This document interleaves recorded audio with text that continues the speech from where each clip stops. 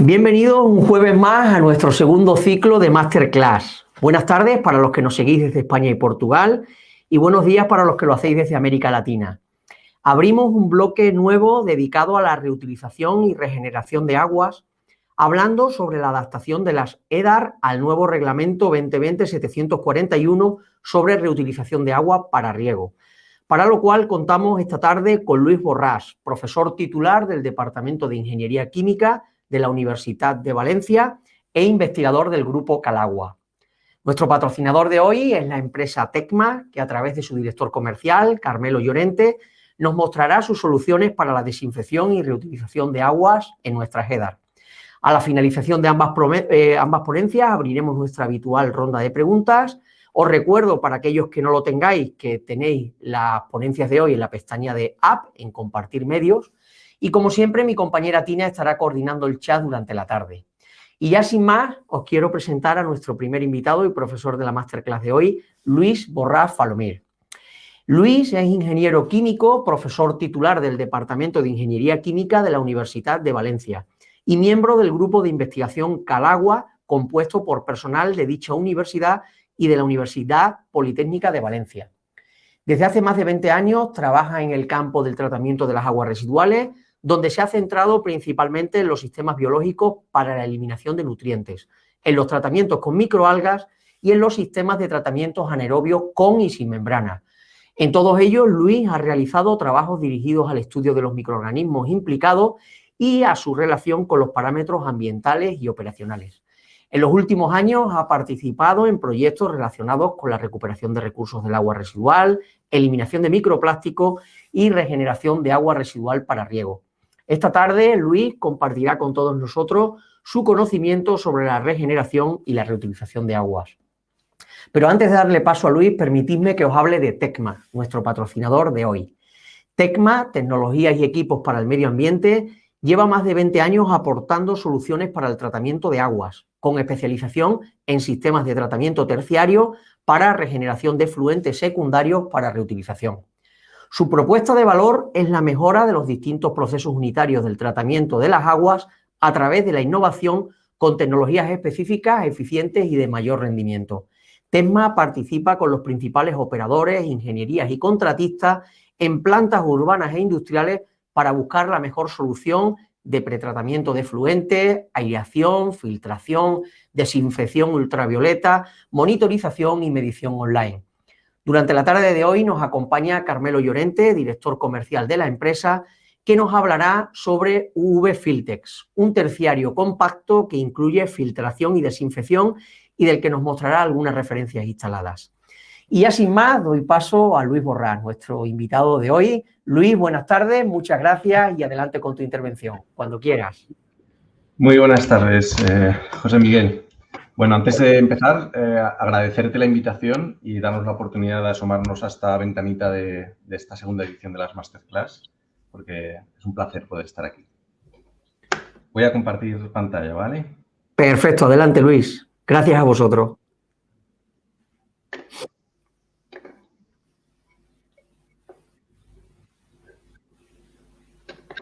Vale, ya estamos viendo. Ahora sí, perfecto. Tienes que irte a la página inicial, esta creo que es la 33, me marcaba. Ahora. Adelante. Ahí estoy, ¿no? Adelante. Muy bien. Bueno, pues como me ha presentado José Miguel, yo voy a contar un poco cómo se va a llevar a cabo, cómo se está llevando a cabo esta adaptación de la SEDAR al nuevo reglamento. Y en realidad, como hay mucho que contar, creo que puedo pecar un poco de ser genérico, pero si al acabar la presentación tenéis alguna pregunta, no tendré problema en intentar contestar. Lo que me gustaría contar en la presentación es, en primer lugar, cuál es la necesidad real de reutilización que tenemos. Si poder dar números y cuantificar un poco esa necesidad, que todos la tenemos en mente, pero bueno, poder darles alguna magnitud.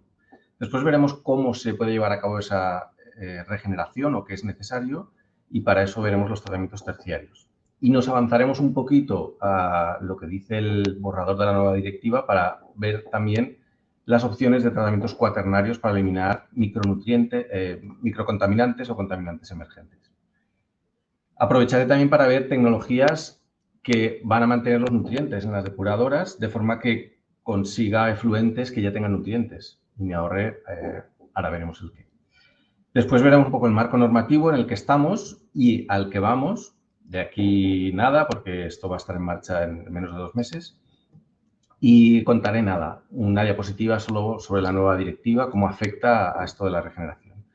Acabaré con una breve descripción de un aspecto socioeconómico y unas conclusiones.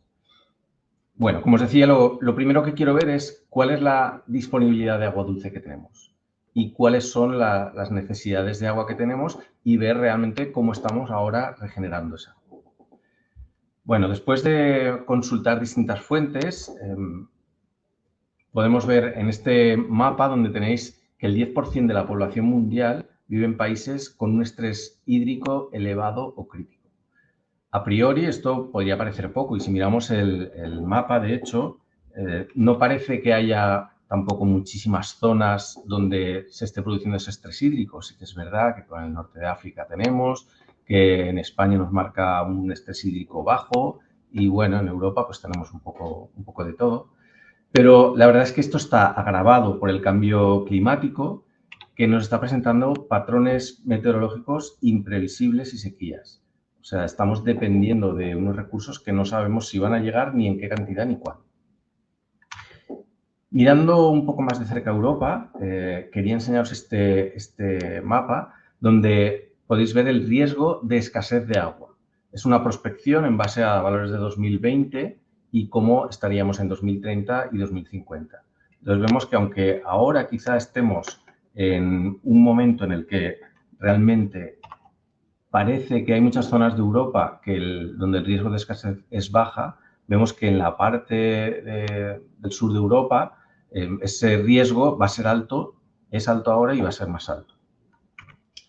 Cuando miramos un poco más hacia la cuenca mediterránea, vemos que efectivamente todos los países, todas las zonas que están bañadas por el Mediterráneo parece que están en ese riesgo de estrés hídrico.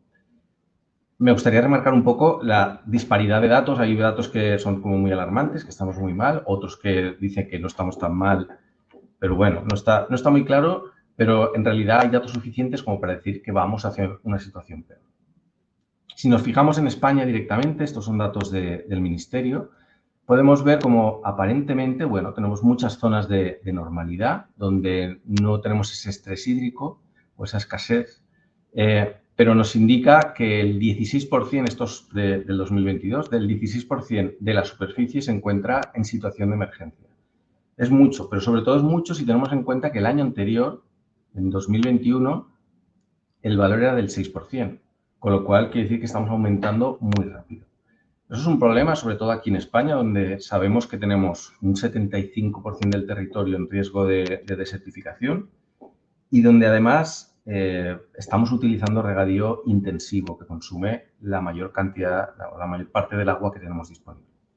Con todo esto, el mensaje que quiero que llegue en realidad es que, bueno, a pesar de la disparidad de datos que tenemos, parece claro que la disponibilidad de agua, si no es un problema en este momento, lo va a ser en breve.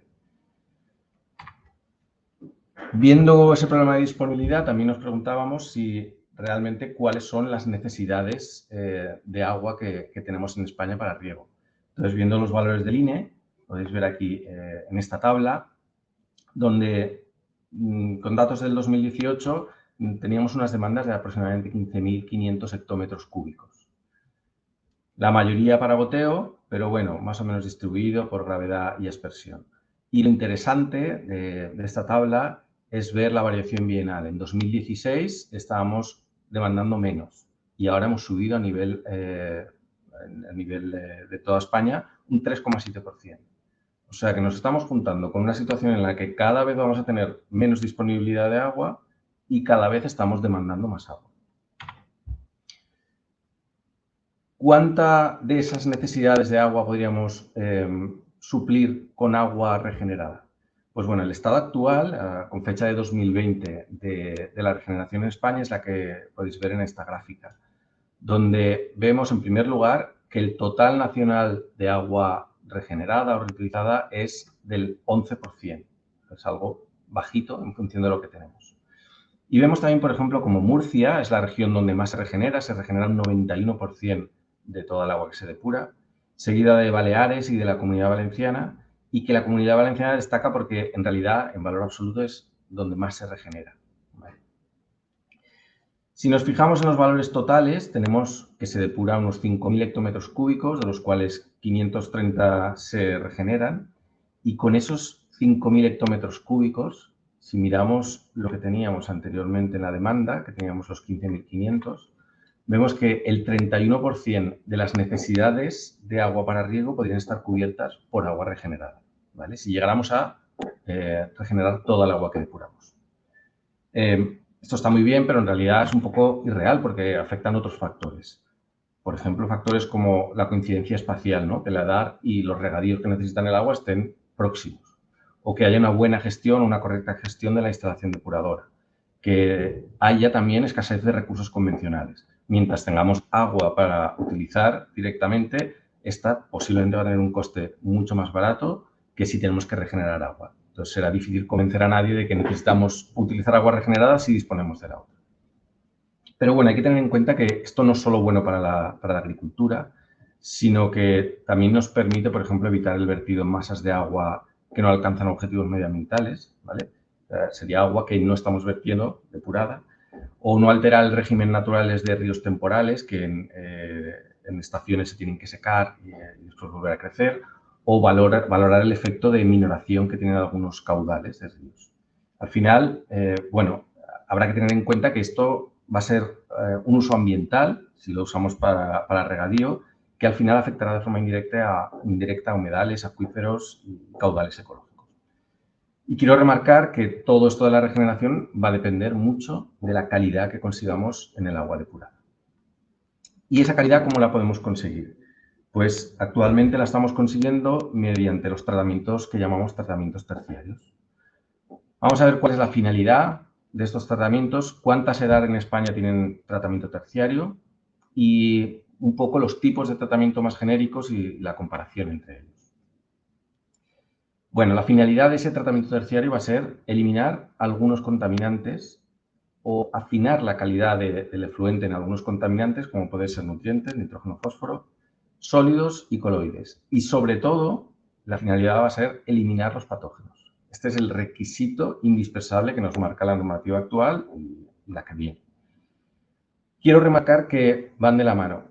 Si no consigo eliminar previamente esos sólidos suspendidos y esos sólidos coloidales, o sea, aumentar la transmitancia, no voy a conseguir eliminar los patógenos de forma efectiva o voy a necesitar mucha más energía.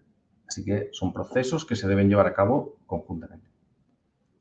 Aquí tenéis un esquema típico de una línea de aguas de una edad, donde hay un pretratamiento, el primario, un secundario, y aquí tenéis lo que sería el tratamiento terciario o tratamiento de regeneración. En este caso está compuesto por una filtración y una ultravioleta. Según los datos actuales, de las más de 2.000 depuradoras que tenemos en España, o depuradoras urbanas, el 27% están en disposición de regenerar esta agua. O sea, pueden utilizar un tratamiento terciario para regenerar agua. Lo cual, en realidad, está bastante lejos de toda esa regeneración del 100% que deseábamos, pero bueno, es un paso y seguramente cuando las necesidades aumenten, este valor irá aumentando también. En cuanto a los tratamientos que tenemos disponibles para la regeneración y para adaptar las depuradoras que aún no tengan estos sistemas, están los que veis ahí en la diapositiva. Tratamientos comunes como los físico-químicos con una coagulación y floculación, sistemas de filtración profunda, por ejemplo, en arena o en filtración con percolación modificada, con filtración superficial, en anillas o en tela, como ahora después nos contará Carmelo de Tecma. Sistemas de flotación con aire disuelto, cuando la sedimentación no funciona bien. Sistemas de oxidación avanzada, como el fotofenton. Membranas, ya sean de micro, de ultra, de nano o de ósmosis inversa. Ya veremos que la ultrafiltración es una de las tecnologías que está cobrando mayor impulso. Sistemas de electrodiálisis que nos van a permitir eliminar algunos compuestos concretos. Sistemas con microalgas o humedales artificiales. Y por último, sistemas puros de desinfección como son radiación ultravioleta, cloro, ozono o electroporación. Lo más habitual que tenemos aquí suele ser un tratamiento físico-químico seguido de una filtración en arena y un sistema ultravioleta. Eso suele ser lo que tenemos instalado en la mayoría de plantas. Pasando un poco a la comparación entre estos sistemas, quería enseñaros algunos resultados de otros autores. Esto es un artículo de Zaklis del año pasado, en el que se hacía una comparación desde 3 puntos de vista. Desde un punto de vista técnico, económico y ambiental, con análisis de ciclo de vida. En ese aspecto técnico se tenían en cuenta valores de eliminación tanto de nutrientes como de patógenos y, por último, también de compuestos farmacéuticos. Entonces, está un poco desvirtuado en relación a lo que queremos hacer en este terciario, que básicamente es eliminar patógenos. Pero bueno, nos sirve para darnos una idea. Veis que aquí el sistema de oxidación avanzada, el fotofentón, es el que mejores resultados tiene. Y también obtiene muy buenos resultados los sistemas de microalgas y las membranas de filtración. Respecto al aspecto técnico, ¿vale? O sea, a la cantidad que podemos eliminar. Si miramos el económico, podemos ver cómo la cloración, la ultravioleta y la ozonización son los sistemas más económicos de implantar. Y pasa lo mismo con los sistemas con el impacto ambiental. Estos 3 sistemas son los que mejor resultados dan. Esos autores, además, proponían este diagrama ternario, donde a partir de una suposición de necesidades económicas y necesidades de eliminación, o sea, aspectos técnicos, podíamos situarnos en el diagrama y elegir el sistema de filtración el sistema de desinfección más apropiado. En este otro trabajo del año pasado también lo que se comparaba era mediante análisis de ciclo de vida, o sea, estábamos mirando el aspecto medioambiental, no el económico, y se comparan 11 tecnologías distintas y sus combinaciones, un total de 22 combinaciones distintas para distintos usos, ¿vale? Porque el artículo que os mostraba antes se refería a usos genéricos del agua regenerada. Aquí se centraba en usos como son el riego de jardines, usos industriales, la recarga de acuíferos o el uso en hogares para requisitos de agua no potable, como inodoros. Bueno, lo que obtuvieron estos autores es que la microfiltración combinada con ultravioleta son los sistemas que mejores resultados dan respecto a su impacto ambiental, tanto para riego de jardines como para usos en hogares donde no hay demanda de agua potable. Y después, para recarga de acuíferos, aconsejaban reactores de biomembrana con cloración. Y, por último, para usos industriales, se aconsejaban sistemas de ultrafiltración con ósmosis inversa y seguido de una ultravioleta. También podemos ver en este trabajo también del año pasado de Bolinches una comparación entre sistemas, costes de sistemas para obtener distintas clases de agua. Estas clases de agua son las clases que aparecen en el nuevo reglamento, en el 741, y aquí se comparan una clase B de agua, que veremos un poco más adelante lo que es, pero es una clase con menos requisitos, o una clase A obtenida mediante filtración y sistema de desinfección común, ultravioleta, o directamente mediante una ultrafiltración. Entonces, bueno, lo que se desprende de la información que pongo aquí, el artículo tenía muchos más resultados, es muy interesante, pero lo que se desprende de estos es que la clase B efectivamente es más económica, tanto en costes de instalación como en costes de operación, y la clase A con filtración o ultrafiltración no tiene unos costes tan distintos, pero sí que es remarcable el hecho de que cuando usamos ultrafiltración, la mayor parte de los costes se deben a la adquisición del equipo, a la instalación del equipo. Pero cuando usamos sistemas convencionales de filtración con ultravioleta, todos los costes se me están yendo a la operación. Al final, esto nos lleva a que tenemos muchas tecnologías y habrá que elegir, pero dependerá mucho también de lo que queramos conseguir, del tipo de cultivo que vayamos a tener, del beneficio que se le pueda sacar a ese cultivo. Eso me permitirá optar por unos tratamientos u otros. Y también del coste del agua que se obtiene mediante medios comunes, que no sea agua regenerada, porque siempre hay que competir con esos costes. Por último, una comparación o unos datos de una presentación reciente de Pedro Simón, donde indicaba que hay oxidantes, o utilizando oxidantes como el ozono, podemos obtener resultados no del todo buenos para adaptarnos a la nueva normativa en cuanto a eliminación de protozoos, esporas y algunos virus. Que los sistemas ultravioleta, que son los que más se están implantando o de los que más se están implantando últimamente en contra del cloro, son efectivos para cualquier microorganismo siempre que, como decía antes, exista un buen pretratamiento, se elimine todos los sólidos posibles para facilitar la acción del ultravioleta. Y que las membranas han demostrado ser muy efectivas para bacterias y protozoos, aunque un poco menos para virus. Pero todo depende del tamaño de poro que estemos utilizando y de cómo mantengamos la membrana, del estado que tenga la membrana y del mantenimiento que hagamos. Y yendo un poco más allá, ya que hemos visto qué tratamientos terciarios puedo aplicar y qué es lo que me va a eliminar ese tratamiento terciario, podríamos ir hacia una eliminación algo más profunda, o sea, hacia eliminar contaminantes, microcontaminantes que aparecen como contaminantes emergentes o microcontaminantes que nos van a venir ahora en la nueva directiva marcados como que hay que eliminarlos. Y bueno, me gustaba meterlos aquí para que veáis las tecnologías que puedo utilizar para esto. Estos microcontaminantes son, bueno, entre estos hay aditivos industriales como por ejemplo para plásticos, para poder manipular los plásticos, que sean flexibles, etcétera. Esteroides, hormonas, fitosanitarios, antibióticos, otros medicamentos, microplásticos también, que está muy de moda ahora, y genes y bacterias resistentes a antibióticos, que también ha cobrado mucho auge últimamente. Pues bueno, como su nombre indica, estos son microcontaminantes, están en cantidades muy bajas. Y son contaminantes que los hemos puesto los humanos ahí, nos aparecen en el agua, los hemos puesto nosotros. Aquí quería enseñaros este trabajo de Niola del año pasado, donde propone o hace una revisión de las técnicas que se pueden utilizar para eliminar, en este caso, contaminantes farmacéuticos, ¿vale? Las tecnologías que se usan son la absorción, oxidación avanzada, sistemas de filtración y algunos procesos biológicos. Y una cosa interesante de este trabajo es que no se limita a utilizar estos sistemas, sino que hace sistemas híbridos o combinados de los anteriores.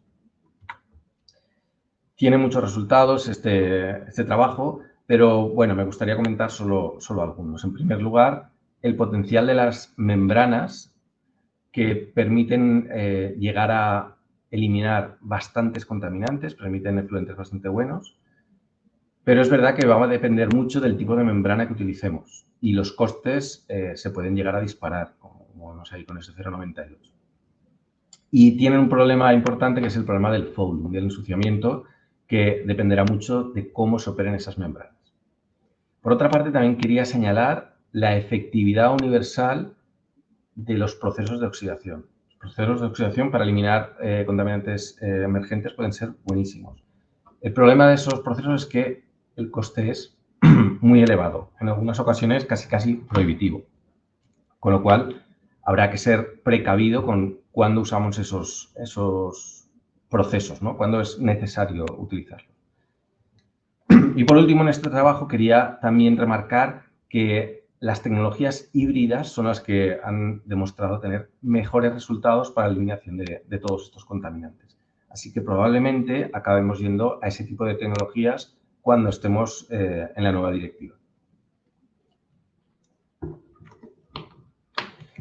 Para acabar con esta parte de los contaminantes emergentes o microcontaminantes, me gustaría indicar que tampoco podemos volvernos locos con esta eliminación. Ya sabemos que son sustancias en algunos casos muy peligrosas, en otros casos no está claro, se sigue investigando y en cualquier caso sustancias que no deberían estar ahí.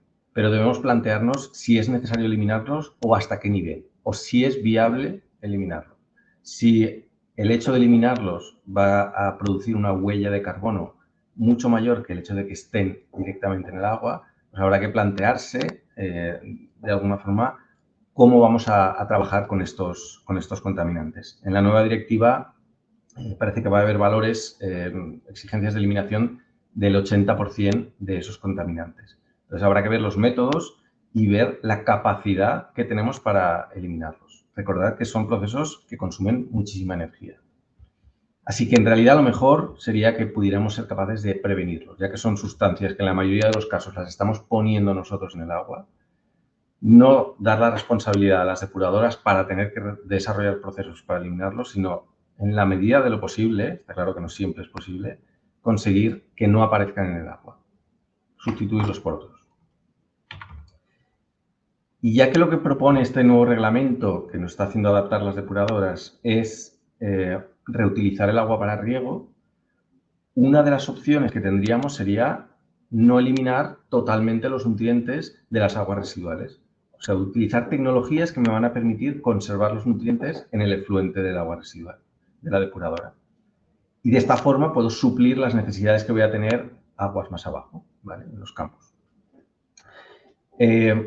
Bueno, aquí en este esquema lo que quería mostraros también es que hay muchas tecnologías que podemos aplicar, estas son algunas, y lo que me gustaría remarcar es lo que marcan estos autores, también de Mainardis del 2022, donde lo importante en realidad es explotar la flexibilidad de la SEDAR que tenemos, o sea, ser capaces de operarlas de forma que nos permitan obtener un agua de calidad y además, en este caso del que estamos hablando, conseguir que esa agua no pierda los nutrientes, ¿vale? Estos autores, bueno, indican que consiguen valores en torno a 14 miligramos de nitrógeno por litro en el efluente con esas relaciones de nitrógeno y fósforo, con lo cual ya sería una base para fertirrigación, para poder usar el agua más adelante. Con esto lo que vamos a conseguir es un ahorro energético porque ya no estamos fabricando tanto fertilizante por otros métodos que sabemos que consumen mucha energía. Un ahorro energético porque los procesos en la edad serán menos intensivos. O sea, por ejemplo, en el caso de la nitrificación, lo que voy a conseguir es tener que airear menos, con lo cual un ahorro energético, porque no hace falta que llegue hasta esos niveles de eliminación de nitrógeno. Una disminución también de gases de efecto invernadero, como en el caso del N2O, que sabemos que se produce en todos los procesos que tenemos nitrificación, desnitrificación. Y un aumento de la independencia del suministro de fósforo, que sabemos que es un elemento escaso y que, bueno, si podemos reutilizarlo al máximo, pues sería mejor. En este trabajo podéis consultarlo, está muy bien, indica distintas tecnologías, sus ventajas y sus inconvenientes y las aplicaciones que se sugieren. Me gustaría destacar el sistema ANMBR con el que se obtienen efluentes de mucha calidad, ANMBR utilizado normalmente con una ultrafiltración, y aunque aquí indica que se utiliza para instalaciones descentralizadas, cada vez bueno, está penetrando más y esperamos verlo en instalaciones grandes no demasiado tiempo. Al final lo que vemos es que el tratamiento que hagamos va a depender de los requisitos de nutrientes que tenga el cultivo y también de la estación. No será lo mismo ofrecer el agua con unas cantidades de nitrógeno y fósforo en verano o en invierno. Eso nos obliga a que tenemos que adoptar soluciones flexibles que nos permitan operar de distintas formas.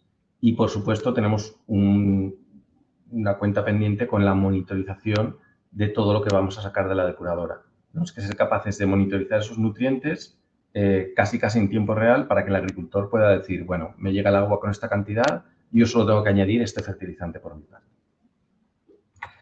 En este aspecto, el grupo Calagua, del que soy miembro, ha trabajado en proyectos donde el corazón es el ANMBR y donde se ha demostrado que es una tecnología que funciona y tiene muchas ventajas para temas de fertirrigación, ¿no? de irrigación con agua que ya contiene nutrientes.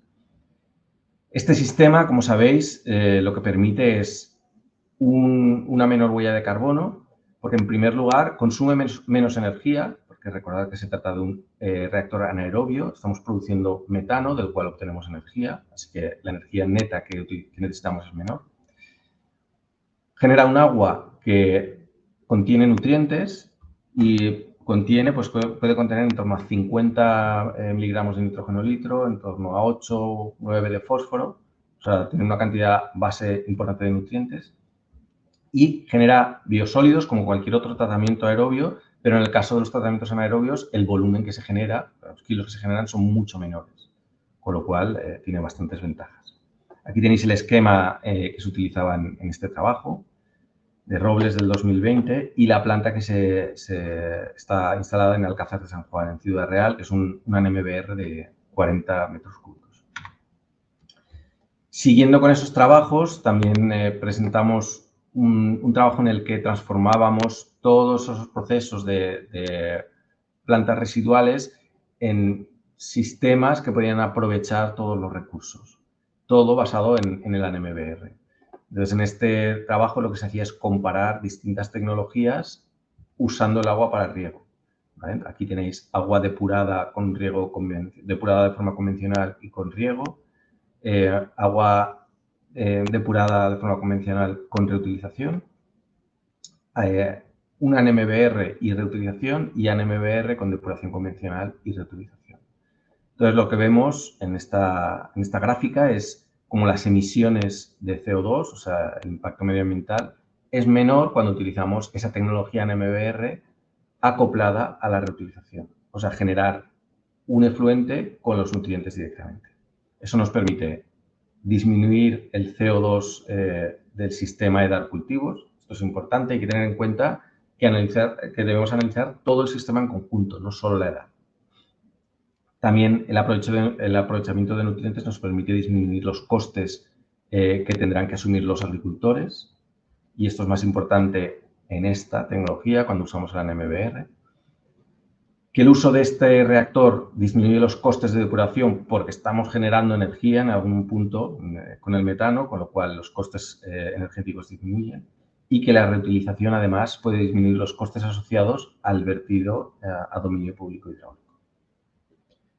Quedaría una parte pendiente que en realidad sería también evaluar todos los costes de bombeo que voy a tener en función de dónde saque el agua el agricultor, comparada con el bombeo que voy a tener para llevarla hasta los campos.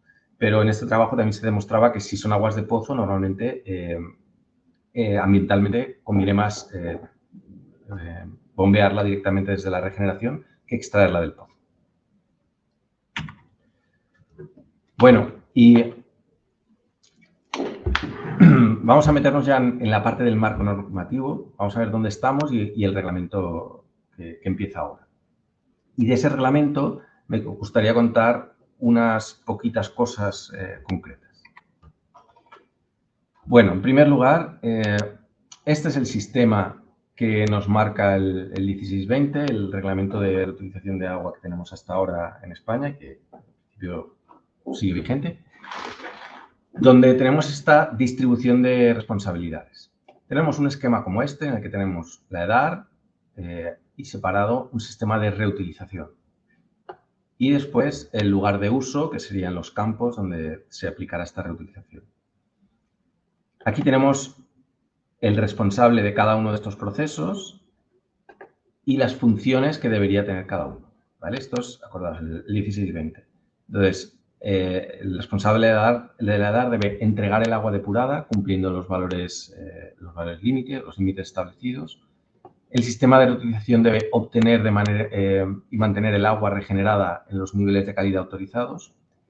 Y el regante deberá mantener la calidad del agua regenerada a nivel de calidad requerida por el uso.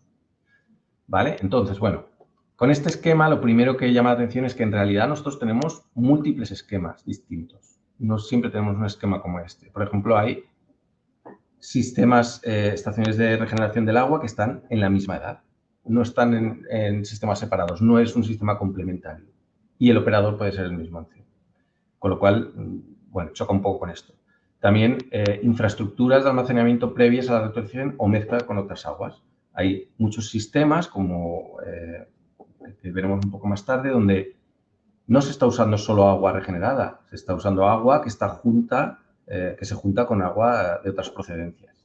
Entonces, ahí se producen alteraciones en la calidad y habrá que ver, entonces, cómo se mantiene esa calidad.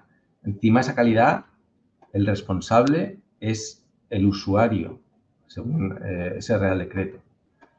Y los costes de regeneración también los tiene que asumir el usuario.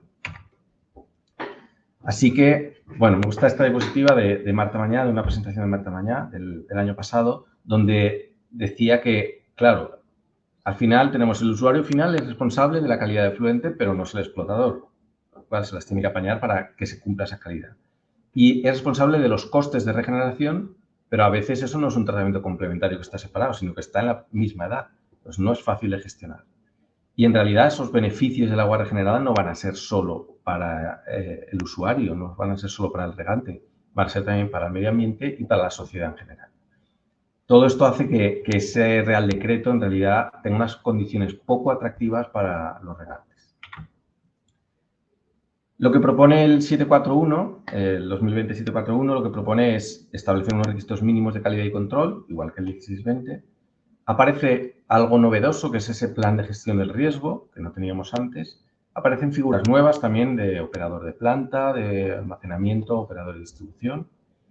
Y especifica que es necesario un permiso para la producción, suministro y uso del agua y que lo dará la autoridad competente, que es la Administración Hidráulica. Así, una representación de lo que tendríamos en este reglamento sería esto que vemos aquí. Una depuradora y una estación de regeneración que podrían estar formando parte de la misma depuradora, ¿vale? O podrían ser también separadas. Aquí hay mucha más flexibilidad. Una estación de bombeo que nos lleva el agua hasta una zona de almacenamiento, que no siempre es necesaria, no hace falta que haya almacenamiento. Como veremos más adelante, estamos estudiando un sistema en estos momentos donde no existe este almacenamiento. Después, un sistema de tratamiento del agua, por si hubiera que, para la fertilización, donde podríamos desde hacer un último tratamiento del agua hasta añadir, por ejemplo, nutrientes si fueran necesarios, sistema de distribución y, por último, las zonas regadas. Aquí me gusta comparar, al final, estos dos reglamentos, el reglamento y el Real Decreto, en esta diapositiva también de Marta, donde las 4 diferencias que creo que son más importantes son las que veis aquí. Los usos regulados, que ahora veremos. Las responsabilidades, donde veíamos que antes había un agricultor, un usuario, un reutilizador, que es el que se encarga desde la edar hasta el punto de uso. Y ahora tenemos operador de la edar, tenemos operador de la ERA, de la estación de regeneración, autoridades sanitarias, ambientales y agronómicas, operador de distribución o de almacenamiento, ¿vale? Hay muchos más actores implicados. El tema de permisos, donde antes necesitábamos una concesión o una autorización complementaria para esa reutilización y ahora hace falta permisos para producir el agua regenerada, permiso para conducir y almacenar el agua y el mismo permiso que necesitábamos antes para utilizarla. Y por último, lo que os comentaba del plan de gestión de riesgo, es una novedad muy importante. Bueno, vamos a ver qué cambios aparecen aquí en estas calidades del agua. Aquí a la izquierda tenéis el 1620 y a la derecha el 2020-741. Y lo que vemos es que, bueno, hemos pasado de 3 calidades distintas a 4 calidades y que la que más se aproxima a la calidad óptima que teníamos para riego antes, que la 2.1, es la calidad A. Esa calidad, estamos hablando de contacto directo, o sea, es un riego que implica el contacto directo con la parte comestible y para cultivos que se van a consumir en fresco, ¿vale? Entonces, es prácticamente lo mismo que tenemos aquí. Se consumen en crudo y hay contacto directo con el agua. Después tenemos otras calidades que son B y C, como diferencias a las 2.2 y 2.3 que teníamos antes, en realidad son totalmente distintas, donde tenemos productos que se siguen consumiendo crudos, pero no están en contacto directo, o la parte comestible no está en contacto directo con el agua. Y también productos que son transformados o no alimenticios o para alimentar animales. La calidad B y la C son la misma. Lo único que cambia es los métodos de riego, que en realidad es una novedad respecto a lo que teníamos en el 1620, donde no aparecía esto. Ahora aquí tenemos que las calidades van a depender mucho de los métodos de riego. A para todos los métodos de riego, B también, y C y B, que son la misma, básicamente la C solo para goteo o cuando se evite el contacto directo. Y por último, una novedad interesante también es que nos da un tratamiento indicativo. Si queremos conseguir calidad A, un tratamiento que podemos utilizar es el secundario más una filtración y una desinfección. Si es B, bastará con un secundario y una desinfección, ¿vale? De C o D bastará con esos procesos. Una de las partes que más controversia ha despertado de este nuevo reglamento es la disminución en el valor de calidad de patógenos que debemos conseguir ahora en las depuradoras. Hemos pasado de las 100 unidades formadas de colonia a 10. Esto en realidad va a ser un problema y es posible que en principio eche para atrás porque, bueno, hay que conseguir esos valores y además mantenerlos. Y eso va a requerir muchísimo control y muchísimas analíticas, muchísimo esfuerzo para asegurarnos esa calidad que algunos consideran excesiva. Como novedad también ha aparecido la DBO, que antes no estaba en el 16-20, y ha bajado a la mitad los sólidos suspendidos y la turbidez.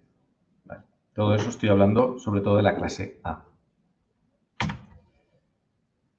Sin embargo, bueno, en este reglamento nos da opciones para llegar a conseguir cada una de esas clases. Y nos da opciones de lo que son las barreras, que son estrategias para minimizar los riesgos a niveles equivalentes a los de la clase de agua que queremos conseguir, ¿vale? O para regar los cultivos que queremos regar. Esas barreras tienen que evitar que haya un contacto directo, por ejemplo, o reducir la cantidad de microorganismos que encontremos en el agua. Al final podemos ver que el tratamiento en la edad y en la era, en realidad, solo es una de las posibles barreras que podemos aplicar a estos sistemas. O sea, que no hace falta que vayamos directamente a clase A. Podríamos ir a una clase B más barrera para conseguir el riego, pues en este caso, en esta tabla, que es del propio reglamento, de las directrices del reglamento. Para regar hortalizas podría hacerlo con un agua de clase B que tuvieran una barrera. Y una barrera, en este caso, podría ser, por ejemplo, una cloración de bajo nivel que se podría realizar directamente en campo.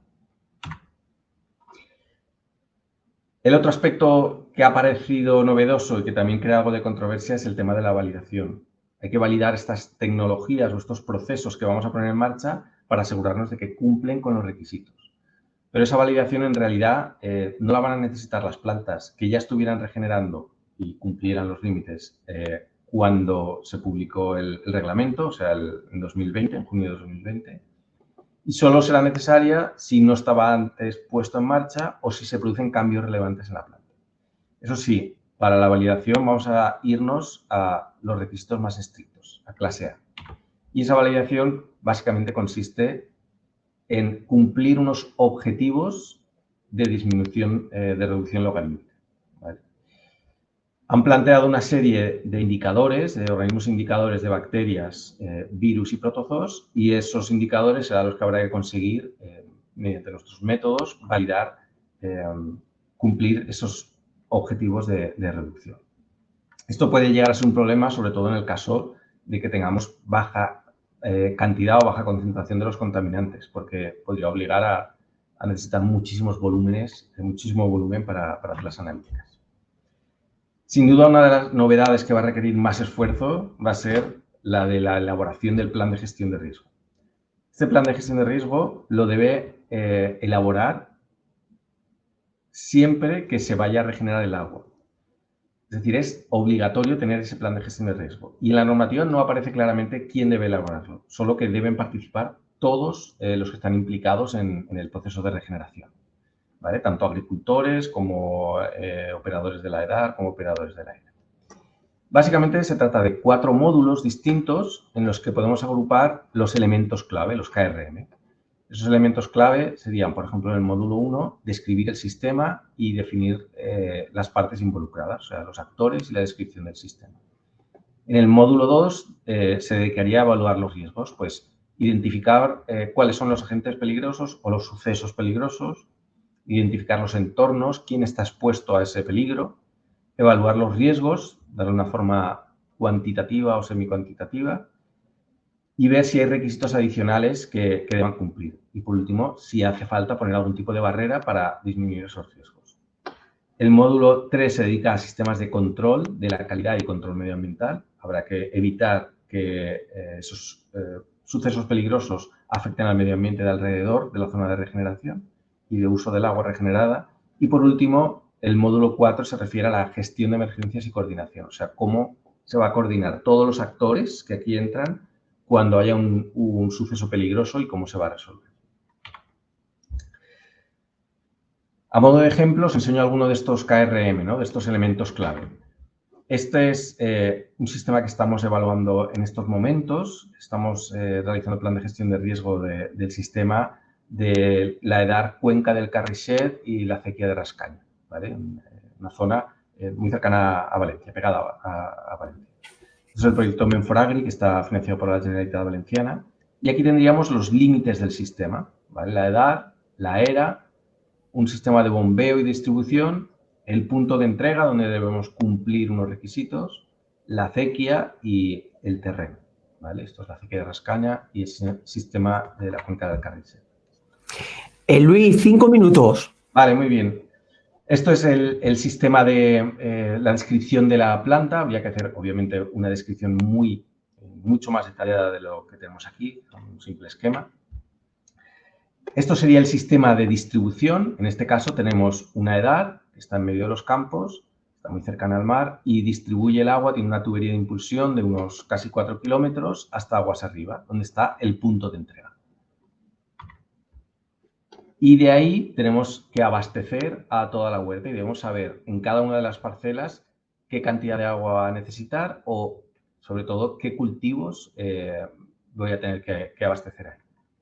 En este caso, además, no tenemos, como decía antes, una zona de almacenamiento del agua. El agua se impulsa cuando se necesita, ¿vale? Hay unos horarios de riego y se impulsa cuando se necesita. Y por último, el terreno, ¿vale? Ahí hay está la plana de Valencia Norte con aguas subterráneas, está el barranco del Carrisset, zonas que pueden ser afectadas si hubiera algún problema en esa agua regenerada. Y que todo esto tiene que aparecer en el plan de gestión de riesgo. Ejemplos, por ejemplo, de sucesos peligrosos, pues que hubiera una contaminación del sistema de almacenamiento y distribución. Aquí vemos quién estaría expuesto a ese suceso, cuáles serían las vías de exposición y ahora habría que valorar cuál es el riesgo.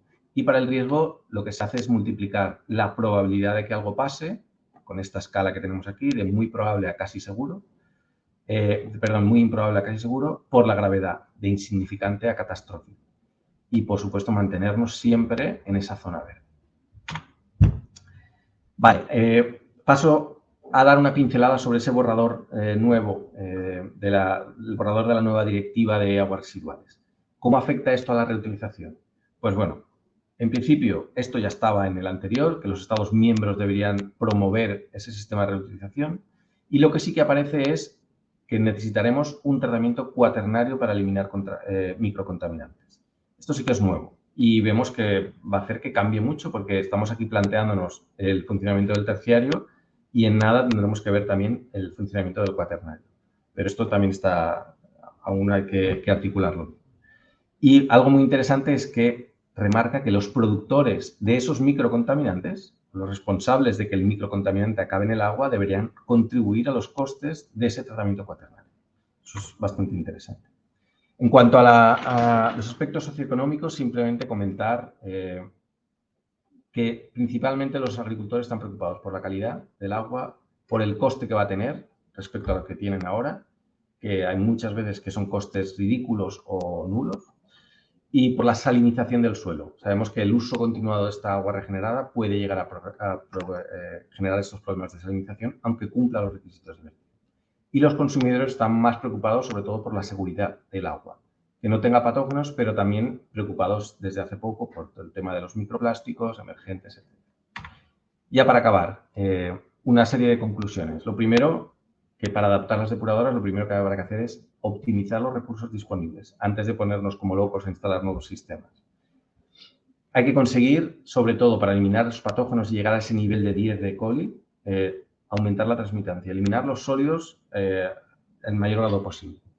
Para eso, ultrafiltración parece que está mostrando resultados bastante buenos. No existe una solución única, cada EDAR es un caso distinto y habrá que adaptarse a la demanda, como tenemos que hacer. Y sobre todo se debe llevar a cabo un control muy exhaustivo para la calidad, sobre todo, un mantenimiento estricto de las instalaciones, incrementar todos los sistemas de control y los sensores online, realizar el plan de gestión de riesgo y recuerdo que esto para regenerar debería estar en marcha en poco menos de 2 meses, controlar la salinización y en la medida de lo posible aumentar la confianza o la aceptación social o normalizar esta regeneración. Y bueno, pues esto es todo. Muchas gracias por vuestra atención. Bueno, pues muchas gracias, Luis, por tu magnífica masterclass y por darnos esta visión muy completa tanto de la situación actual y de la situación futura, las tecnologías y soluciones y ese nuevo reglamento que entra en breve. No obstante, tendremos la oportunidad de ampliar todos los detalles de lo que nos has comentado en la ronda de preguntas, donde ya poco a poco nos estáis dejando un montón de cuestiones. A continuación, Carmelo Llorente, director comercial de Tesma, nos hablará sobre las soluciones de su empresa para la regeneración de aguas para el riego. Buenas tardes, Carmelo. Muchas gracias por vuestra colaboración. Es un placer para nosotros teneros hoy aquí y adelante con tu intervención. Muchas gracias, José Miguel, por la introducción y Luis también por toda esta masterclass donde empezamos a entender un poco el alcance de todos estos cambios que nos vienen en relación con la regeneración y la reutilización, ¿no? Bueno, Tecma inicia su singladura en el año 2000, así que es fácil hacer las cuentas. Llevamos 23 años proviendo soluciones, decimos innovadoras, en tanto en cuanto son muy específicas para cada uno de los procesos unitarios que hay en las plantas depuradoras municipales y también algunas industriales. Y desde el primer momento nos especializamos en el ámbito de la regeneración de efluentes secundarios. De hecho, iniciamos nuestra singladura preparando y suministrando y poniendo en marcha instalaciones de desinfección ultravioleta para plantas depuradoras de aguas municipales para distintas aplicaciones, ¿no? De hecho, lo que me trae hoy aquí, a ver si esto es fácil, sí, es presentaros pues un poco el resultado de todos estos años de trabajo, que es esta combinación de sistemas de tratamiento para poder asegurar un efluente terciario en condiciones para riego y demás. Básicamente, como vais a ver ahora, y os explicaré un poco en qué consiste, pero es lo que ha adelantado Luis como uno de los tratamientos más extendidos en el ámbito del terciario, que es la filtración de los efluentes secundarios para prepararlos para una buena desinfección posterior, ¿no? Bueno, efectivamente, el 1620 pues incorpora, porque aún es vigente, ¿no? Los distintos usos que puede tener el agua regenerada y entre ellos el que al final ha sido protagonista efectivamente es el riego agrícola, aunque también los usos recreativos, aquí veis un campo de golf en una zona de Alicante precisamente. El caso es que también en el ámbito industrial ha sido poco exitosa la regeneración, la verdad sea dicha, por las limitaciones que tiene. Y nosotros hemos estado suministrando pues, estas tecnologías en las depuradoras con caudales pequeños, medianos, grandes y incluso muy grandes, ¿no? Aquí veis a la izquierda de esta imagen pues una planta depuradora muy grande, la Gavia en Madrid, y bueno, pues a la derecha una más modesta en la comunidad murciana de desinfección ultravioleta, ¿no? Efectivamente, o sea, lo que nos viene encima es, como comentaba Luis, estos requisitos para las distintas calidades de agua y efectivamente hemos bajado de 100 a 10 E. colis. Al final de lo que se ha venido tratando en el 1620 y en lo que se refiere a esta nueva directiva que se transpondrá, es concretamente al riego agrícola, no tiene ninguna otra aplicación, ¿no? Sin embargo, en el riego agrícola, pues finalmente se ha marcado para el uso más restrictivo de consumo en crudo, en contacto con el elemento que se consume, con el agua regenerada, pues valores que per se no son excesivamente complicados de conseguir. Por estar por debajo de 10, sí que es cierto que, bueno, pues que requiere un control en línea, pero en sí no es, desde el punto de vista técnico, una dificultad muy grande, ¿eh? También se ha incorporado esto que decíamos de la DBO y demás. Lo que lleva un poco de cabeza a todo el mundo es el tema de la validación, en tanto en cuanto se está requiriendo que los sistemas que se incorporen, o bien incorporando nueva tecnología o bien que no estuvieran ofreciendo esos resultados que se requieren para cada uso de calidad y calidad del agua, pues tengan que hacer una validación. Y cuidado que esta validación, como dice aquí, es el objetivo de rendimiento de la cadena de tratamiento, es decir, desde la entrada a la EDAR hasta la salida del tratamiento terciario. Por lo tanto, cada uno de los distintos procesos que habrá en la planta estarán determinando reducciones de estos microorganismos indicadores, ¿no? Ya sean E. coli, pues estamos hablando de bacterias, o colifagos, virus, o esporas de Clostridium, que estarían significando en realidad protozoos, más que bacterias, son formas enquistadas de protozoos, como son Cryptosporidium y Giardia, que son patógenos. Pero bueno, requiere 5 logaritmos de coli, lo cual es relativamente factible, 6 de colifagos, esto ya no es tan sencillo, y lo que parece bastante difícil es 4 o 5 logaritmos, digamos, de Clostridium perfringens. Claro, no perdamos de vista de que es desde la entrada de la planta hasta la salida del tratamiento terciario. Por lo tanto, hay que considerar también cuáles son las reducciones logarítmicas que vamos a tener pues a lo largo de los distintos tratamientos, ¿no? Aquí, en un esquema muy simple, pero que nos da una idea de por dónde van las cosas, pues el tratamiento biológico hace una reducción para cada uno de los microorganismos que estáis viendo aquí, pues desde los coliformes a Clostridium, pasando por algunos virus, y Giardia y Cryptosporidium. Estos son el número de logaritmos de reducción que hace cada uno de los tratamientos, ya sea un biológico, la filtración o la desinfección. Está claro que al final lo que vamos a hacer es, saliendo de un efluente secundario, es preparar de la mejor manera a través de una filtración, pues efectivamente retirar sólidos, retirar turbidez del agua y conseguir pues estar en estos valores muy bajos que nos van a permitir luego pues asegurar esas reducciones, pero no esas reducciones son exclusivamente responsabilidad del tratamiento terciario. Es decir, hay antes unas barreras, bueno, barreras o procesos que lo reducen, ¿no?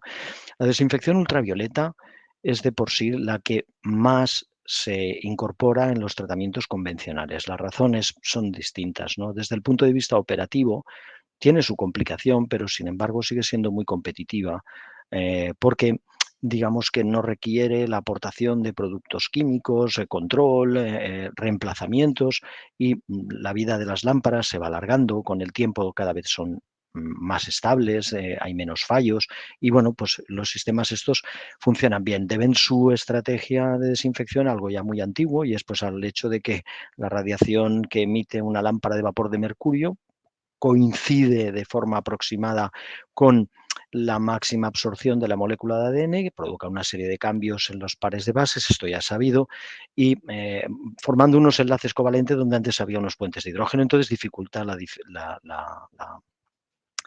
en fin, la duplicación y la transcripción en proteínas. Por lo tanto, la bacteria deja de ser activa. Si es aquí interesante saber es que, efectivamente, no todas las bacterias, no todos los microorganismos, virus, tienen las mismas dosis letales. Es lógico, ¿no? Ya sería casualidad. El caso es que aquí veis, por ejemplo, pues que este Campylobacter, pues, o este Clostridium, por ejemplo, necesita 12 milijulios, que es una medida, digamos, de dosis, de milivatios por segundo por centímetro cuadrado, pues para reducir un logaritmo, y necesitaré pues para este mismo microorganismo 22 milijulios para 2, y esta es un poco la lista. Giardia, por ejemplo, necesita una dosis, según parece aquí, elevada, ¿no? Entonces esto hay que tenerlo en cuenta a la hora de hacer los diseños de las instalaciones. La principal dificultad que viene con un efluente secundario no es esta que ponemos aquí, pero esta hay que considerarla, y es el contenido de sólidos. Las cargas de sólidos en el efluente secundario que estáis viendo en este gráfico, 30, 20 o 0 miligramos por litro, y las dosis que se requieren para poder hacer una inactivación o una reducción logarítmica.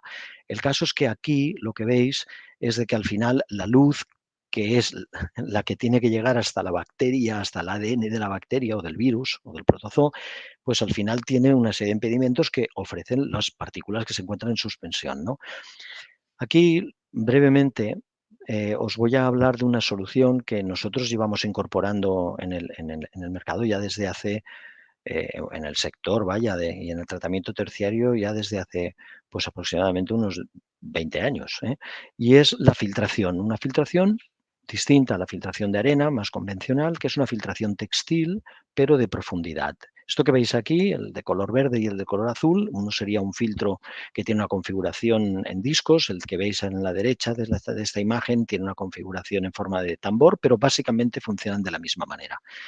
Lo que hacemos en la filtración, básicamente, es tratar de eliminar las partículas, por supuesto, las más gruesas, pero incluso nos aventuramos, es decir, nos permiten asegurar reducciones por debajo de las 10, de las 5 e incluso en algunos casos por debajo de una micra. Esa es una tecnología emergente interesante porque, como ahora veréis, básicamente emula lo que sería una filtración de arena y básicamente consiste en una serie de fibras muy finitas que están sujetas por un material de soporte y claro, toda esta maraña de fibras que estáis viendo aquí, pues al final es un grueso que ha de atravesar ha de atravesar el agua que lleva las partículas y por lo tanto las partículas tienen cierta tendencia de que a quedarse sujetas. El caso es que lo que tiene interés no es solo cómo retiene, sino cómo contralava, es decir, cómo se limpia este medio. Aquí en el medio filtrante de arena normalmente se esponja y se hacen una serie de operaciones que son complicadas y costosas. Esto es mucho más sencillo. Y aquí a la derecha pongo un elemento que se parece, pero no es lo mismo, que es un microtamiz, que es un elemento que tiene un tejido que permite asegurar unos determinados pasos de unas determinadas micras, pero que no tiene efecto de filtración en profundidad, ¿eh? Y entonces, en relación con esto, ya el ESAMUR hace muchos años, fijaros, en el 2009 hizo un estudio y estuvo comparando los distintos sistemas de filtración y llegó a la conclusión de que lo que ellos en aquel artículo que prepararon llamaban telas filtrantes, que eran los filtros textiles de profundidad, tenían pues un perfil de retención de tamaño de partículas realmente muy bueno, muy parecido a los filtros de arena, por lo tanto a filtros de profundidad, y muy distinto a lo que podrían ser los filtros o los tamices o los elementos que separan por tamaño de partícula y que son prácticamente bidimensionales a efectos, digamos, de retención, ¿no? En medio quedarían los filtros de lavado en continuo que tienen un comportamiento muy distinto, ¿no? Y esto ocurrió en el 2009 cuando, ya hace tiempo. El caso es que la filtración textil, como se ve aquí en el cuadro de la izquierda, consiste básicamente en retener partículas en todo el grueso de las fibras que estáis viendo aquí y cuando se colmata, ahora veremos cómo, lo que se hace es aspirar mediante un aspirador, es decir, es algo muy parecido a lo que ocurre con un aspirador encima de una alfombra. Allí es con el aire, aquí es directamente sumergido dentro del agua, aspira el filtrado, lo hace pasar a contracorriente, a contracorriente en las fibras, las desorganiza, las abre y por lo tanto permite que esas velocidades que te arrastre, que son importantes, comparadas con las velocidades de retención, separen las partículas. Es realmente un invento, una patente que funciona muy bien y que estaba casi exclusivamente dedicada al mundo del efluente secundario. Es decir, esto nació a la salida de unos biodiscos. No había otra aplicación. Con el tiempo han aparecido otras. Tecma llevamos suministrando estas tecnologías desde hace ya muchos años y básicamente aquí dice pues que, bueno, que hay 5 tipos de medio textil para distintas aplicaciones, incluso, por ejemplo, para la retención de carbono activo que absorbe microcontaminantes orgánicos, es decir, se van multiplicando las distintas aplicaciones y aquí os presentamos los textiles más convencionales que estamos utilizando, que son los que llamamos estándar y microfibra. El microfibra tiene propiedades de retención muy interesantes porque siquiera no hace falta coagulación para poder asegurar valores muy bajos. Los filtros son muy sencillos. Consisten, como veis aquí, en una serie de discos o un tambor cilíndrico. Aquí vemos el disco. Que cada uno de ellos pues, está configurado o conformado por 6 elementos que drenan a un eje colector central y que estos elementos, que son bastidores estancos, es decir, con respecto a los laterales, drenan solo por el eje colector hacia el centro, pues estos elementos son los que retienen. En este vídeo os muestro un poco cómo es el funcionamiento de este sistema, ¿no? Básicamente lo que tenemos es el agua. Espera un momento, a ver si lo consigo parar. No, va a su bola. Vale. Pues el agua entra y solo puede salir del tanque donde se encuentra el filtro cuando atraviesa el material textil y entra dentro del eje colector central, pasa por un pasamuros al exterior y desborda un colector, un vertedero. Por lo tanto, es un sistema muy sencillo. Lo que tenemos es un equipo de filtración con esos discos revestidos por este material textil que os he comentado, que le configura esa profundidad, entra dentro y solo puede salir cuando atraviesa al exterior pasando por este vertedero. Si no entra agua, no sale y el filtro está siempre completamente cubierto. Cuando el nivel operativo de agua en el filtro aumenta como consecuencia de la retención por parte de los sólidos y de las pérdidas de carga que se van generando, se inicia un ciclo de limpieza que aquí está representado, como veréis, haciendo girar mediante un reductor todo el conjunto de discos y simultáneamente un aspirador por cada lado del disco aspira y retira los sólidos, ¿vale? Lo hace de una manera muy eficiente, tiene prácticamente 8 milímetros la rendija y la aspiración es muy intensa, por lo que realmente cuando uno ve por primera vez un filtro de estos, aquí veis que primero funcionaría una bomba, luego otra bomba que maneja los elementos de limpieza de los distintos discos y también se considera la instalación de una bomba que aspira del fondo del tanque para llevarse los sólidos que eventualmente en un efluente secundario uno se puede encontrar decantados aquí. Por lo tanto, un sistema realmente muy sencillo, de un consumo eléctrico bajísimo. No creo que haya ningún otro filtro, lo hemos mirado en más casos y no creemos que haya ningún filtro que pueda competir desde el punto de vista de consumo con este filtro, con este sistema de filtración. Bueno, las reducciones aquí os pongo un ejemplo, pero es decir, en cargas de sólidos que pueden llegar a estar con valores muy elevados. Aquí incluso en esta carga, en un piloto que hicimos, estábamos en cerca de 80 miligramos por litro, esto es exagerado, pero si no, los valores de salida que aquí están en rojo pueden realmente estar de manera muy consistente por debajo de 2 miligramos por litro. Y eso quiere decir rendimientos elevados al final. En realidad, yo diría que uno de estos equipos está pensado para salida directa de efluente secundario, 20, 25, 35 miligramos por litro, y una salida por debajo de 10 o por debajo de 5, incluso con microfibra, ¿no? La principal dificultad, sin embargo, que tiene el tratamiento terciario tiene que ver con la parte disuelta, porque esa es la masa más importante que hay en el agua. Y tiene que ver con un efecto, pues que es la consecuencia de la absorción por parte de la materia orgánica disuelta dentro del agua de la radiación a 254 nanómetros que sale de una lámpara ultravioleta. Entonces, ¿cuál es el problema? Pues el problema es sencillamente que, claro, uno puede tener disponible en 100% en la lámpara o incluso a la salida de uno de los protectores, pero incluso con esta transmitancia muy elevada del 90%, a los 10 milímetros ya solo tiene el 90% disponible. Y claro, si os imagináis ahora la distancia, que son pocos milímetros, perdemos muchísimo la capacidad, digamos, de penetrar en la microbiología, ¿no?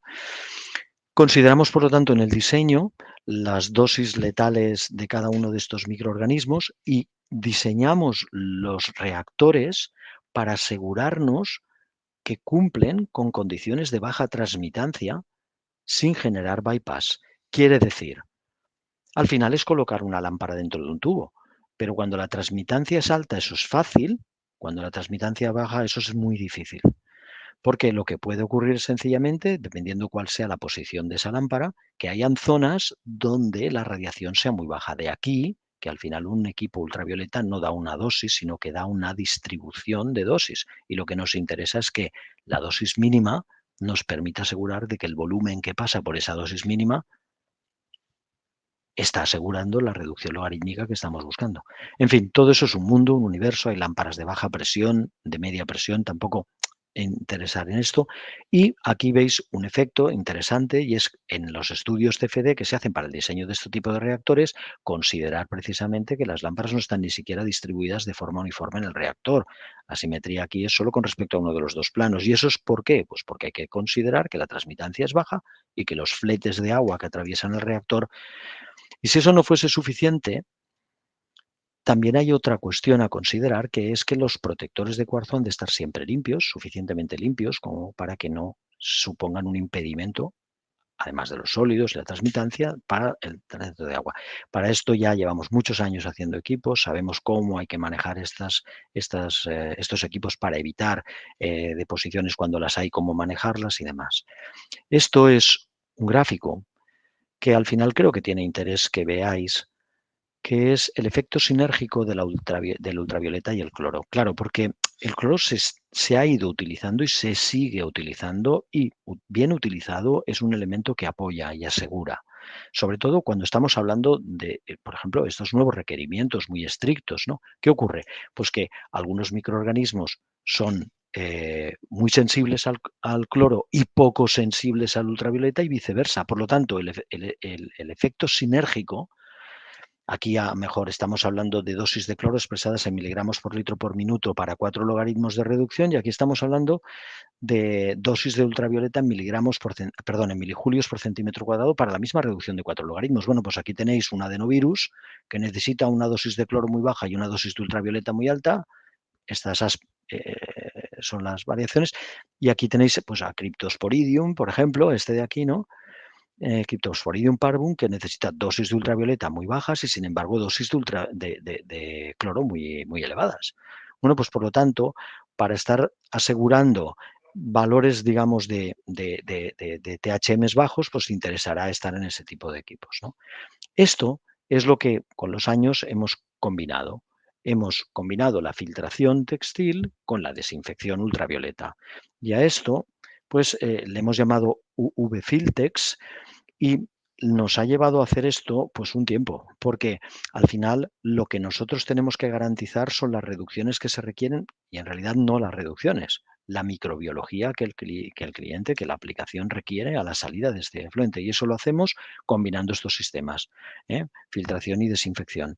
Para poblaciones pequeñas, pues normalmente cuando ha ocurrido esto, pues en Murcia, en Valencia, en Madrid, en Barcelona, pues lo que hacemos aquí en Cataluña, lo que estamos haciendo es pues equipos más compactos, más pequeños, y cuando se trata de instalaciones pues de mayor, este sería un equipo compacto pequeño y este sería un equipo pues con una capacidad de tratamiento sobre los 250 metros cúbicos hora.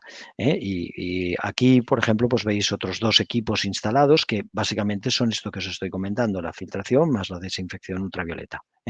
Y incluso en algún caso, considerando el almacenamiento en un tanque y alguna dosificación posterior de hipoclorito, una postcloración y demás, ¿no? Esto, José Miguel, ¿cómo vamos de tiempo? Disculpa. Sí, Carmelo, 5 minutos. Vale.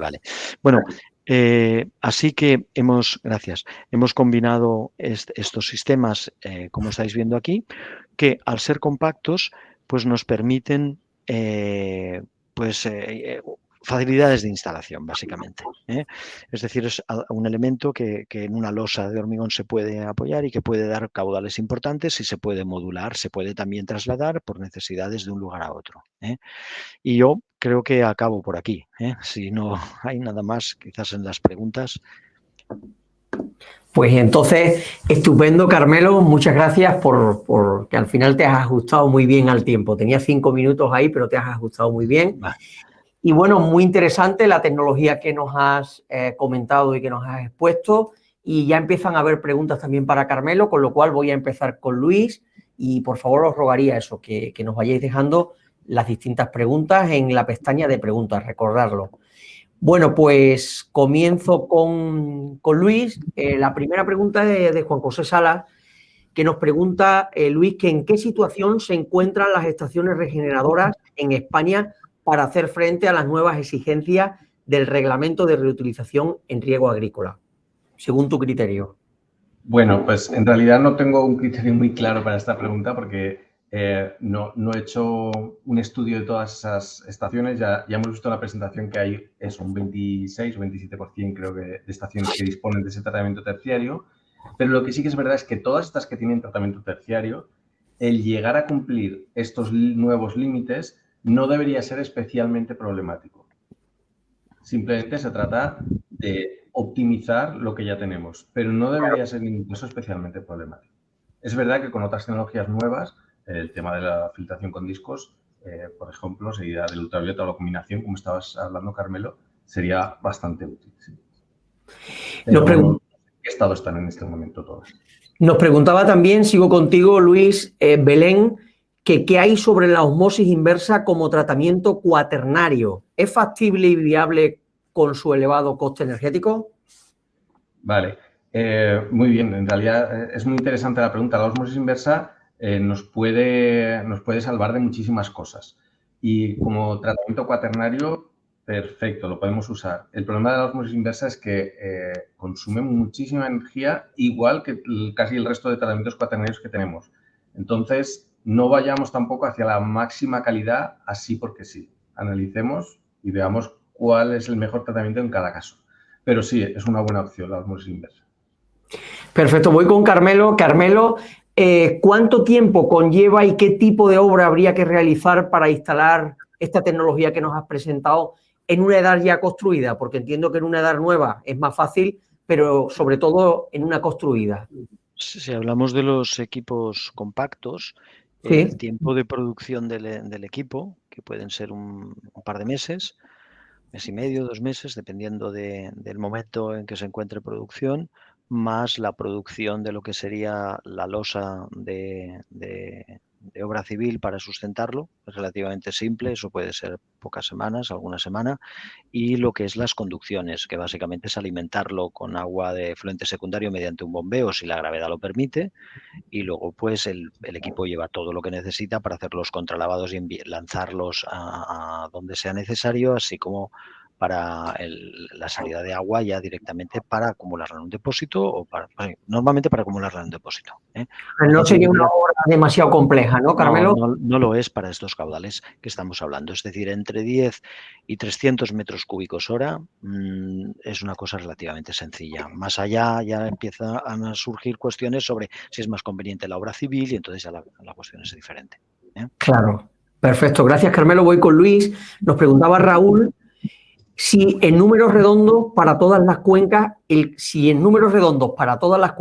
consumo agronómico es del 80% del recurso total y el consumo urbano es del 10% del recurso, la inversión económica que para permitir el uso agronómico no parece desmesurada para el pequeño volumen que se podría regenerar para riego. Luis, nos pregunta Raúl. A ver, si he entendido la pregunta bien, sí, me parece que es verdad que para obtener el poco volumen o ese 30 y pico % que decía que podíamos llegar a obtener, hay que regenerar, eso implica unos costes y implica unos costes realmente importantes. Por eso he comentado antes que en realidad mientras tengamos agua que al coste que se está utilizando en la agricultura, la introducción de la regeneración va a ser, no diría imposible, pero o nos obligan o no se va a producir. Es imposible casi mantener esos costes que están pagando ahora los agricultores por el agua. Claro, y sigo contigo, Luis. Nos pregunta Belén que qué clase será el agua de riego para campos de golf y qué tecnología será necesaria con el nuevo reglamento 741-2020. Vale, para campos de golf, bueno, en teoría esos son riegos que no son comestibles, con lo cual en principio con una categoría que fuera que fuera B o C se podría mantener. Y en cuanto a las tecnologías, básicamente con un tratamiento secundario y una desinfección se podría utilizar. Eso sí, habría que entrar en el plan de riesgos para ver cuándo se riega el campo de golf y qué personas pueden estar expuestas al contacto con el agua de ese campo de golf. Que en principio no debería generar ningún problema, pero debería aparecer en el plan de gestión. Perfecto, gracias Luis. Voy con Carmelo. Santiago de Luis nos pregunta, Carmelo, si además de la claridad del agua, dosis y tiempo de actuación del ultravioleta, nosotros hemos tenido problemas con la temperatura del agua y en verano, que hay más movimiento de agua, resulta complicado. ¿Habéis pensado en soluciones para ello? Nos dice Santiago.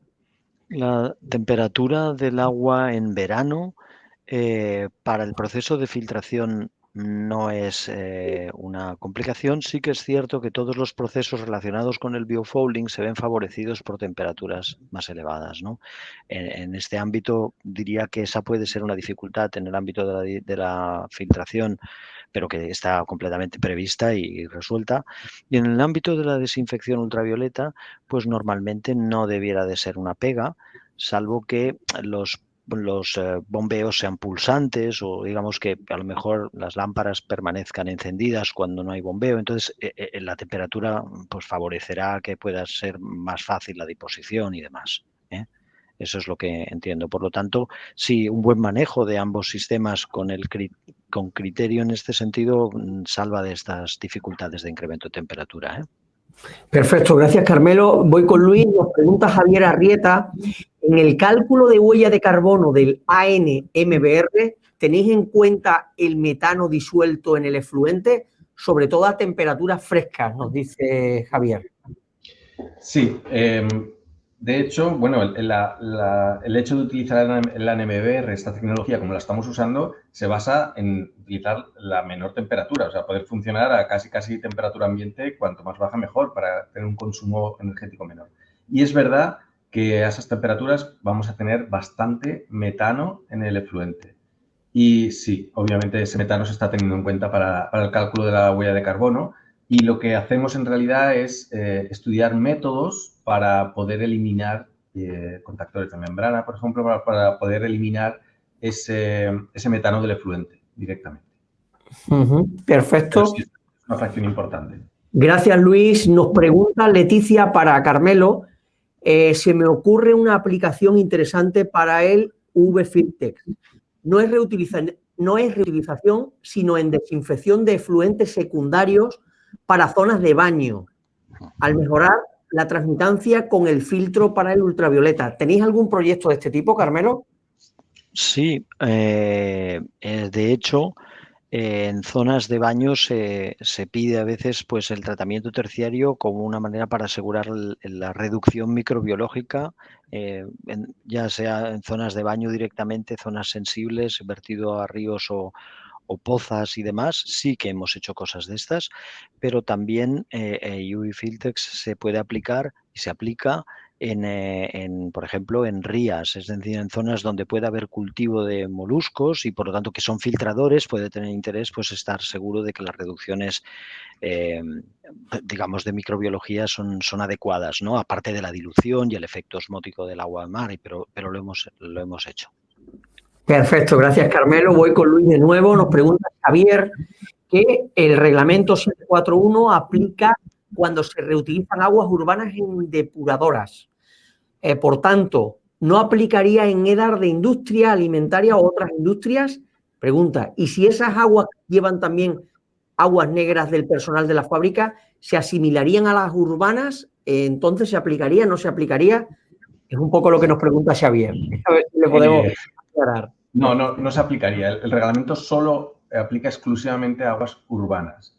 No aplica a aguas asimilables a urbanas. Y la industria, aunque fuera una industria alimentaria y, bueno, que los residuos que tiene en principio son asimilables a un agua urbana, pero con más concentración, incluyera todas las aguas de los propios operadores, no deja de ser un agua industrial. Y, en principio, hasta donde yo tengo entendido, no aplicaría el reglamento para poderla utilizar o reutilizar. Perfecto, gracias Luis. Sigo contigo. Nos pregunta Fernando que en tratamientos de pequeñas poblaciones por sistemas integrales de lagunaje, ¿qué comentarios puedes agregar sobre la instalación de humedales artificiales al final de la línea de tratamiento? El caso que comento es muy común en pequeñas localidades para el reuso de efluentes como riegos forestales, etcétera. ¿Qué le podemos decir, Luis, a Fernando? Bueno, le podemos decir, primero, que no soy experto en el tema. Yo no he trabajado en humedales, muy poco he hecho en humedales. Que el riego de zonas forestales en realidad tiene pocos requisitos comparado con las otras calidades que necesitamos de agua, y que sí, bueno, los humedales se han demostrado efectivos hasta un cierto punto, pueden conseguir a lo mejor 2 reducciones logarítmicas de patógenos, de lo que entre, pero digamos que no están diseñados para esto y va a depender mucho de la concentración de patógenos que entre, que consigamos que llega después del lagunaje, y después del tipo de humedal, si es vertical, si es horizontal, bueno, del funcionamiento. Pero bueno, en un régimen donde el humedal tenga, bueno, trabajemos a tiempos de reducción con un caudal bajo, entiendo que sí que podría ser más o menos efectivo para el riego de ese tipo de productos. Perfecto, gracias Luis. Carmelo nos preguntaba, Eric Díaz, a ver si podemos ayudarle, que ¿cuándo se prevé que entre en vigor este nuevo reglamento 741? Yo tengo entendido que la transposición, pero creo que va a contestarlo mejor Luis que yo, esta cuestión, ¿eh? Pero tengo entendido de que en mes de junio vendría a ser activo y por lo tanto, pues incluso deberían de realizarse las validaciones. Lo que pasa es que, bueno, no me lo acabo de creer, pero eso es una opinión personal, ¿no? Pero no sé, Luis, ¿tú qué crees?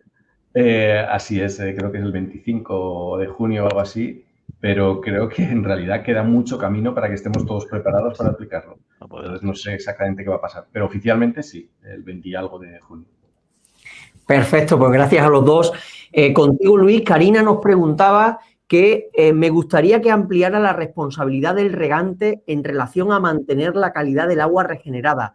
¿Cómo puede afectarla? No entiendo bien la pregunta, pero no Mm, sé si podemos ayudar. vale, ¿Cómo no acabo de entender. puede afectarla? Dice, me gustaría que ampliara la responsabilidad del regante en relación a mantener la calidad del agua regenerada. ¿Cómo puede él afectarla? Vale. Ahora, con el nuevo reglamento, en realidad el regante va a tener primero una responsabilidad, por supuesto, en la elaboración del plan de gestión de riesgo, o sea, tendrá que examinar todo su sistema y debe preocuparse del mantenimiento de todo su sistema desde el punto de entrega hasta la zona donde vaya a reutilizar el agua, ¿vale? Pero es verdad que hay muchas lagunas ahí, sobre todo en relación a cuando no utilicemos solo agua regenerada, sino que la estemos juntando con otros tipos de agua, agua de pozo, agua de río, de cualquier otra masa.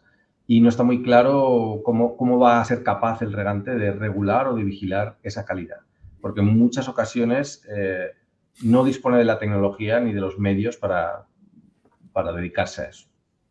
Perfecto, pues ya estamos terminando, estoy en las últimas preguntas. También para ti, Luis, y luego ya voy con Carmelo. En sistemas sin almacenamiento de aguas regeneradas, el 741 tiene en cuenta la discontinuidad de funcionamiento de los tratamientos terciarios. No, es una pregunta, perdón.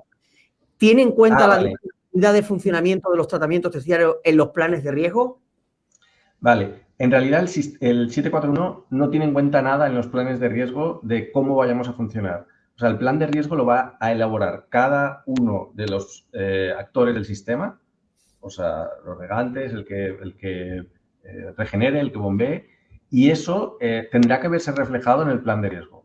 Si existe un riesgo añadido por el hecho de que sea un funcionamiento discontinuo, tendrá que estar reflejado. Y si el almacenamiento supone un riesgo que requiere, por ejemplo, una adición externa una adición extra de cloro para mantenimiento, tendrá que estar reflejado en el plan de gestión de riesgo. Pero el 741 en principio no te obliga a que funciones ni de una forma ni de otra.